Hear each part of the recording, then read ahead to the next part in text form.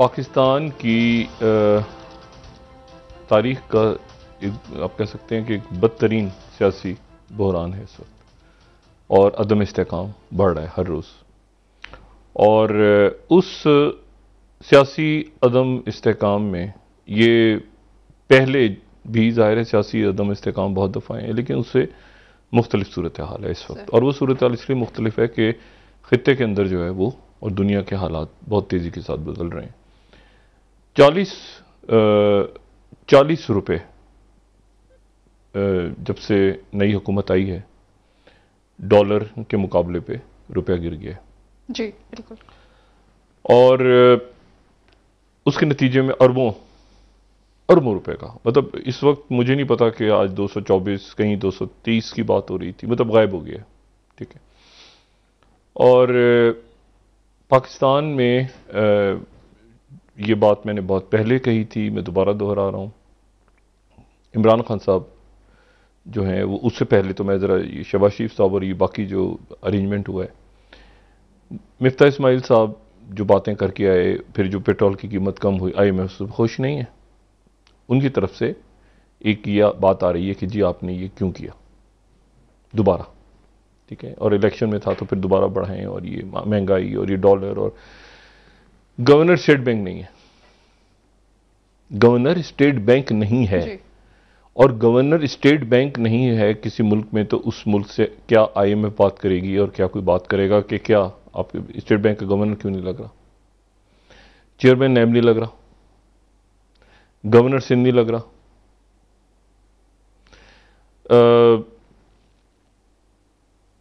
ہر transfer posting آگے پیچھے دائیں بائیں، وہ مجھے نہیں پتا کہ کیا اس میں، مطلب ڈرائیونگ سیٹ جو ہے اس وقت ڈی فیکٹو، آپ کہیں ڈی فیکٹو یا کوئی اور لفظ استعمال کر لیں، پہلے سے زیادہ مضبوط اگر فیصلہ کرتی کوئی شخصیت نظر آتی ڈرائیونگ سیٹ پہ وہ تو عمران خان ہے.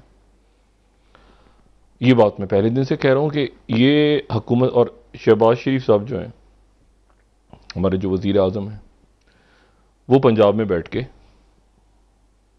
زرداری صاحب سے سیاست سیکھ رہے ہیں اس وقت. مسئلہ یہ ہے کہ یہ اور ملک جو ہے، اور جب یہ آیا تھا سیٹ اپ، تو اس وقت یہ بات ہوئی تھی کہ جی ہم نے ریاست کو، ملک کو، معیشت کو، ان چیزوں کو دیکھنا ہے. وہ معاملات سارے کے سارے ایک طرف رہ گئے ہیں اس وقت. اور یہ حالات جو ہیں یہ یہاں لے جا کے کھڑے کر دیے ہیں کہ اس میں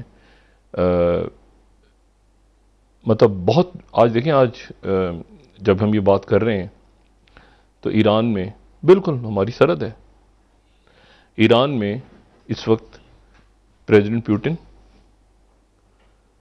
رجب طیب اردگان ٹرکی کے پرائم منسٹر، ٹرکی کے پریزیڈنٹ، اور ایران کے پریزیڈنٹ اور رہبر، پہلے رہبر سے ملاقات اور پھر اس کے بعد پریزیڈنٹ ان کے آستانہ فورم. یہ پڑوس میں ہمارے پیوٹن آئے ہوئے ہیں، اور وہاں پہ اسٹریٹجک پارٹنرشپ بن رہی ہے طویل المدتی، کئی سالوں تک جو رہے گی. وہ نارتھ ساؤتھ کوریڈور، اس پہ بات ہو رہی ہے.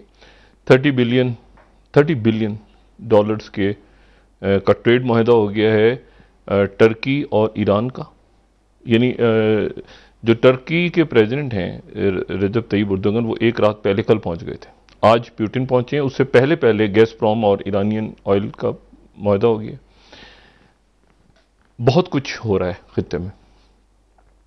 اور پاکستان میں کون فیصلہ کر رہا ہے، کون IMF سے بات کرے گا، کون ریجنل پالیسیز ڈیسائیڈ کرے گا، کون گلوبل لیول پہ بات کرے گا. ٹھیک ہے. یہ کسی کو نہیں پتا، کسی کو بھی نہیں پتا. مطلب آج مفتاح اسماعیل صاحب بھی نہیں ہے یہ بتانے کے لیے کہ ڈالر کہاں جا کے رکے گا، کیا ہوگا، کیسے بنے گا، کیا ادھر IMF کے مطلب. اور دیکھیں ہوتا اس طرح ہے کہ بہت سارے واقعات، مطلب میرے نزدیک یہ جو اسٹریٹجک معاملات ہیں یہ بہت اہم ہیں. اور اس میں پاکستان کیسے اپنا آئل کیسے لے گا. یہ جو ڈالر اوپر نیچے ہو رہا ہے، آپ کے پاس ریزروز نہیں رہ گئے کہ آپ گندم، تیل، کیا آپ نے باہر سے خریدنا ہے، منگوانا ہے، اگلے کچھ ہفتوں کا آپ کے پاس شاید پیسہ رہ گیا.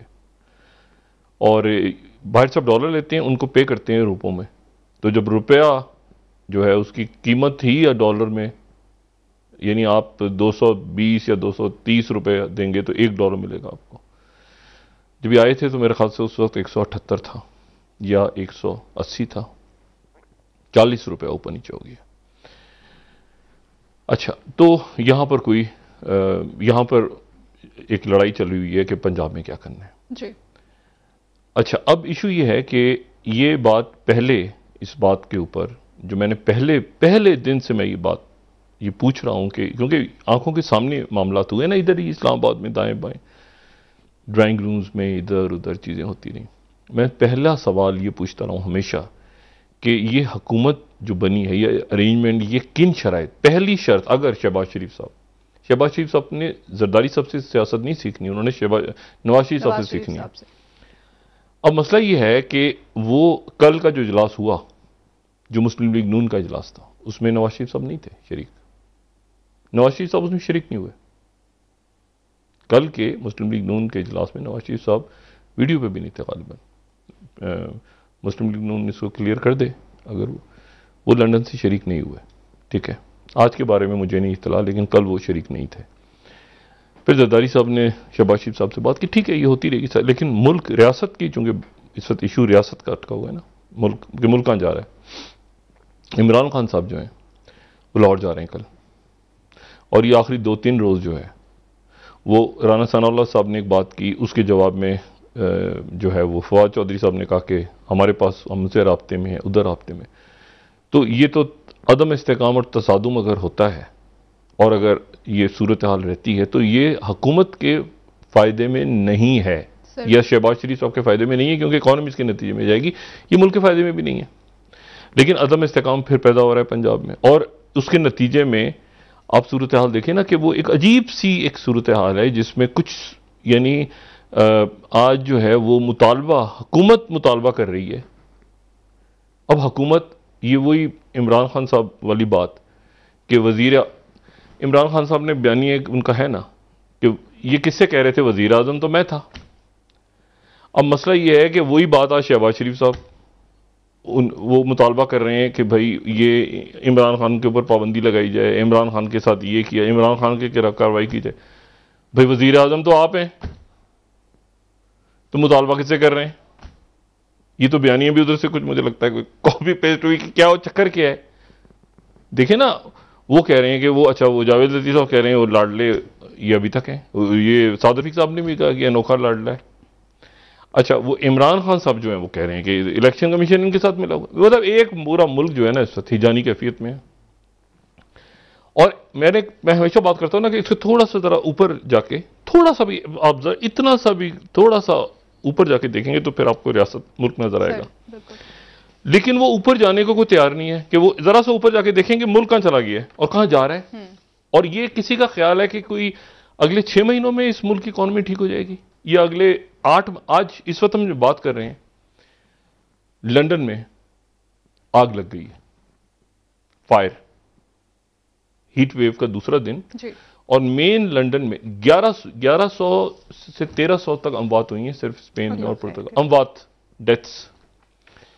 اور لندن میں جو ہیٹ ویو ہے اس کے نتیجے میں جہاں پر لوگ گرمیاں گزارنے کے لیے جاتے تھے وہاں پہ آگ لگ گئی ہے ایک علاقے میں، اور وہاں پر جو ہے وہ کافی گھر وغیرہ خالی کروا لی ہیں، اور گھروں کو آگ لگی ہے.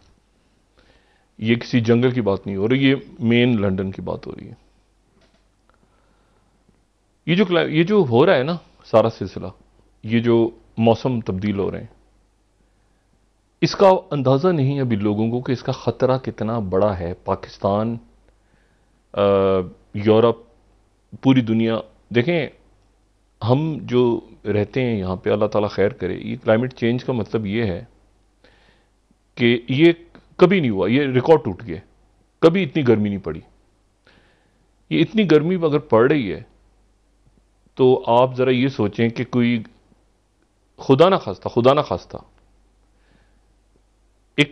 ایک سسٹم، ایک نظام بنا ہوا ہے نا قدرت کا، اس قدرت کے نظام میں اگر ایک خاص وقت پہ بارش ہو رہی ہے، خاص وقت کے اوپر گرمی آ رہی ہے، سردی آ رہی ہے، مونسون کی بارش ہو رہی ہے، وہ کلائمیٹ چینج وہ تبدیل ہو رہا ہے، موسم تبدیل ہو رہا ہے.